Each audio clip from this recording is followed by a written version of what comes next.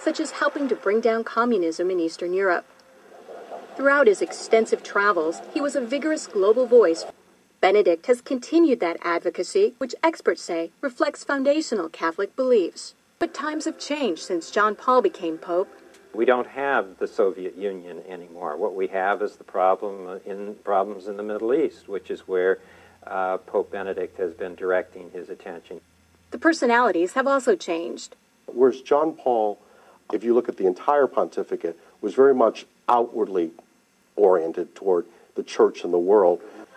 But Benedict again generated controversy in the Islamic world on the Saturday before Easter, when he baptized a prominent Muslim journalist at a service in St. Peter's Basilica. He's also been quietly working to establish relations, something that was not possible during the last papacy, largely because of John Paul's role in the fall of communism in Poland. The Chinese obviously didn't want John Paul II running around China doing the same thing. Most of the time, in places around the world, Vatican diplomats work outside the spotlight, where experts say they often have an advantage. Some question how much government leaders of today truly listen to what the Pope has to say. And that, observers say, is a moral authority that can't be measured by economic strength or military divisions.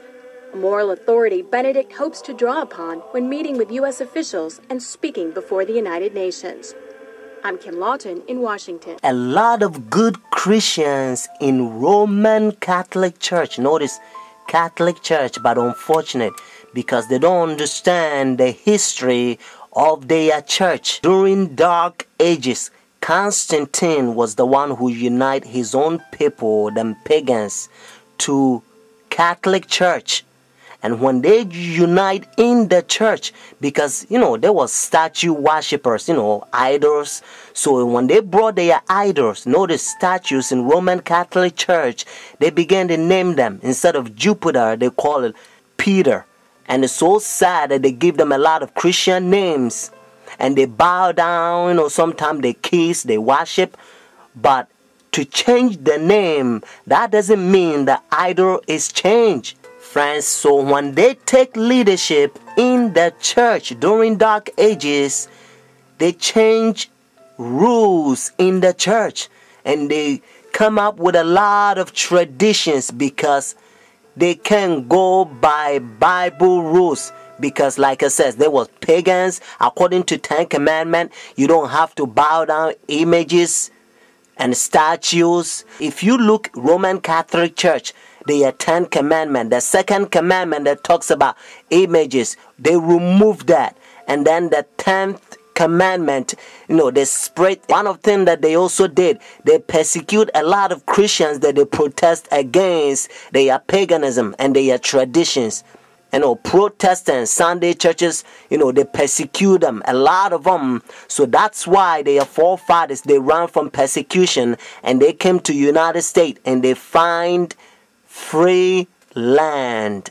So now we're going to go to Revelation chapter 13 and you're going to learn a beautiful Bible prophecy. Revelation chapter 13 has two beasts. Notice the first beast is Roman Catholic Church and then the second beast is United States.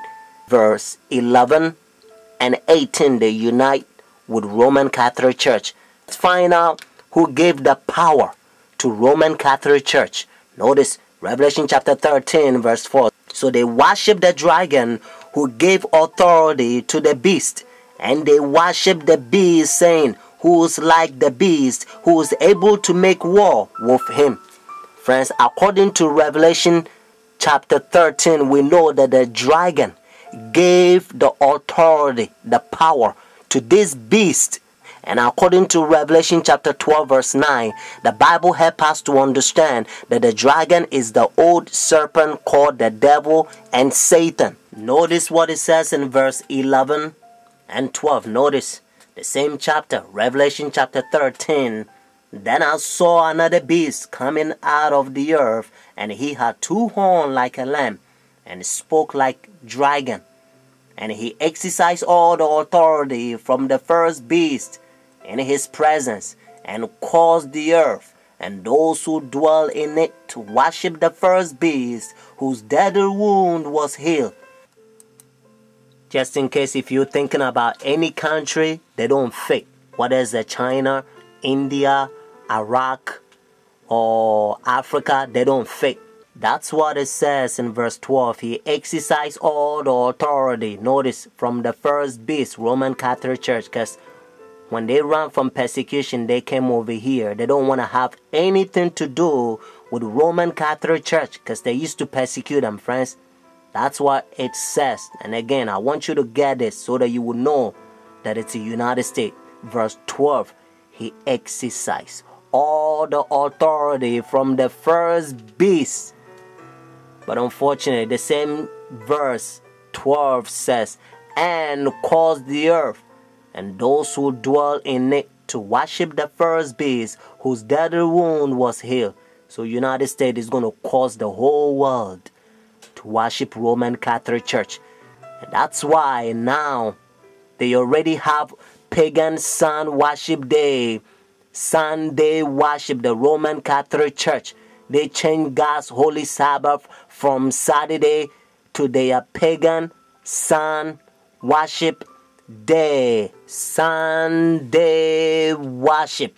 So whenever they enforce the law, friends, if you think, well, because I'm not going to buy, I'm not going to sell, and the things is going to be hard, and you don't believe in God, and you doubt His power, if you doubt God who created you, the one who holds your breath, and if you doubt His power, and if you go by the pagan sun worship day, behind the scene is the devil that wants you to worship him, at that time probation will close. Your decision is made. You will be doomed. Revelation chapter 14, God placed a fearful curse on those who receive the mark of the beast, those who worship the devil. But friends, have faith. Jesus Christ will send His angels. Sometimes they will come as a form of mankind, and they will give you a food in the time of trouble. Hebrews chapter 4 verse 7 to 11. Notice what Bible says. And again He designated a certain day, saying in the David, today, after such a long time as it has been said, today, if you will hear His voice, do not harden your heart.